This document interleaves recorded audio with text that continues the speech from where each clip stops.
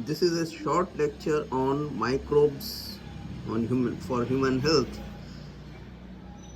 There are many types of microbes used for many things: household products, industrial products, and sewage products. Please see the video till the end. You can find everything over here, the whole NCERT chapter in a gist. Household production. Here we have curd. दूध से दही बनता है, किसके सहारे? LAB, lactic acid bacteria. इससे क्या तो बनता है? They produce acids, lactic acids.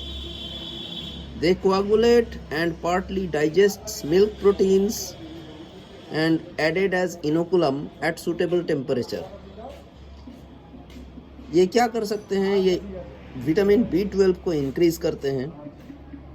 और number 2, they check the disease causing microbes in the stomach. ये हमारे स्टमक को ठीक बेहतरीन बनाए रखते हैं, डिजीज कॉजिंग माइक्रोब्स को चेक करके, मतलब मार के। The second is the bacteria is used to ferment dough और dosa, idli. These are puffed up to produce carbon dioxide. ये नरम नरम हो जाते हैं। डोसा, इडली वगैरह, इनमें अगर बैक्टीरिया मिलाया जाए तो ये कार्बन डाइऑक्साइड बनाते हैं, जिसके सहारे ये लोग, ये डोसा इडली का जो डो होता है वो बहुत नरम होता है। नंबर 3 है Saccharomyces cerevisiae. This is also called baker's yeast. This is used to ferment the dough for bread. और क्या बनाया जाता है? टॉडी। टॉडी है एक साउदर्न इंडिया का एक फर्मेंटेड ड्रिंक है। It is made from fermented sap of palm, ताड़ से बनता है। नंबर 5 है they ferment fish, soybean and bamboo shoot to make foods. तो ये सारे हाउस होल्ड प्रोडक्शन में आ गए। अब इंडस्ट्रियल प्रोडक्ट्स क्या क्या है? नंबर 1 है फर्मेंटर्स। ये लार्ज वेसल्स है, बड़े बड़े वेसल्स माइक्रोब्स ग्रो करने के लिए, इनको फर्मेंटर्स कहा जाता है। नंबर 2 है सैकरोमाइसिस सेरेविसी। ये एक तरह का ईस्ट होता है। This is east for production of wine और बियर, विस्की, ब्रांडी, रम एट्सेट्रा। ये वाइन और बियर को डिस्टिलेशन के बगैर बनाया जाता है, और विस्की, ब्रांडी और रम को डिस्टिलेशन के सहारे बनाया जाता है। यही सैकरोमाइसिस सेरेविसी इसे और भी काम में आ सकता है। जैसे ब्रेड बनाया जाता है by fermenting malted cereals and fruit juice. ये सैकरोमाइसिस सेरेविसी को ब्रीवर्स ईस्ट कहा जाता है। ब्रीवर्स ईस्ट याद रखना, ये NCERT में है। नंबर 3 है एंटीबायोटिक्स। एंटीबायोटिक्स, एंटी मतलब अगेंस्ट, बायोटिक्स मतलब लाइफ, मतलब इन्हें एंटीबायोटिक्स को अगेंस्ट लाइफ फॉर माइक्रोब्स कहा जाता है। ये जो हार्मफुल बैक्टीरिया है उनको मारने के काम में आता है। लेकिन ह्यूमंस के लिए ये प्रो लाइफ साबित होता है, मतलब ह्यूमन बींग्स को ये बेहतरीन बनाते हैं, उनके हेल्थ बेहतर रखते हैं। अलेक्जेंडर फ्लेमिंग, इन्होंने पहला एंटीबायोटिक आविष्कार किया था। He worked on staphylococcus bacteria, जो एक प्लेट में ग्रो किया जाता था। उस प्लेट अगर अनवॉश्ड कल्चर प्लेट था जिसमें कुछ मोल्ड, पेनिसिलियम नोटेटम लगे हुए थे, उसमें जैसे ही ये बैक्टीरिया को कल्चर किया गया, स्टेफाइलोकोक्की को कल्चर किया गया, तो ये उसमें ग्रो नहीं कर सके, दे वर अनेबल टू ग्रो। इसका नाम दिया गया पेनिसिलिन। ये जो पेनिसिलियम से जो निकला है एंटीबायोटिक, उसका नाम दिया गया पेनिसिलिन। उसके बाद और भी एंटीबायोटिक्स निकले हैं। इस पेनिसिलिन को फुल पोटेंशियल दिया गया इनके द्वारा चेन एंड फ्लोरी, जिन्हें नोबेल प्राइज मिला था 1945 में।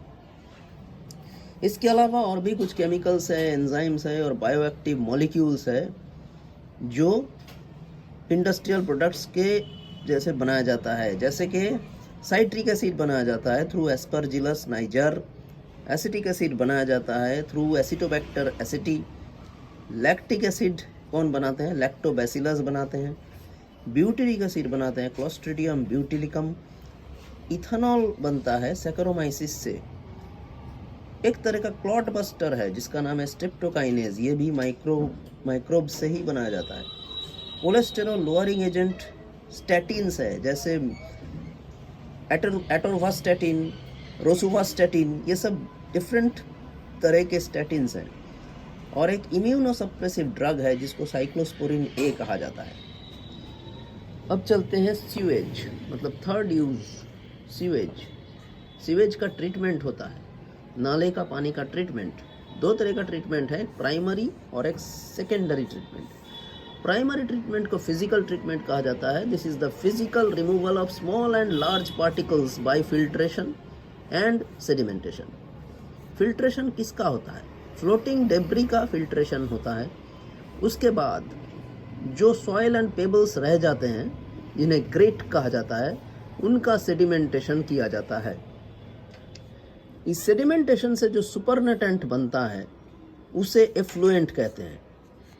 द सुपरनेटेंट को एफ्लुएंट कहते हैं।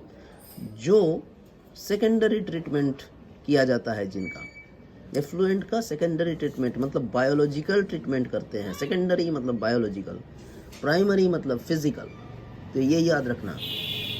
तो बायोलॉजिकल ट्रीटमेंट में क्या होता है? Aeration and mechanical agitation. इसमें ग्रोथ ऑफ एरोबिक माइक्रोब्स होते हैं जिनको फ्लॉक्स कहा जाता है। फ्लॉक्स मतलब masses of bacteria and fungal filaments. एक साथ बैक्टीरिया और फंगल फिलामेंट्स बनते हैं। क्या होता है उनसे? दिस रिड्यूसेस BOD मतलब biochemical oxygen demand of effluent. वो बायोकेमिकल ऑक्सीजन डिमांड कम कर देते हैं। इस एफ्लुएंट को हम लोग फिर से सेटलिंग टैंक में पास करते हैं, फिर से सेडिमेंट किया जाता है, जहां से वो बनते हैं एक्टिवेटेड स्लज। इस एक्टिवेटेड स्लज को दो तरीके से ट्रीटमेंट किया जाता है।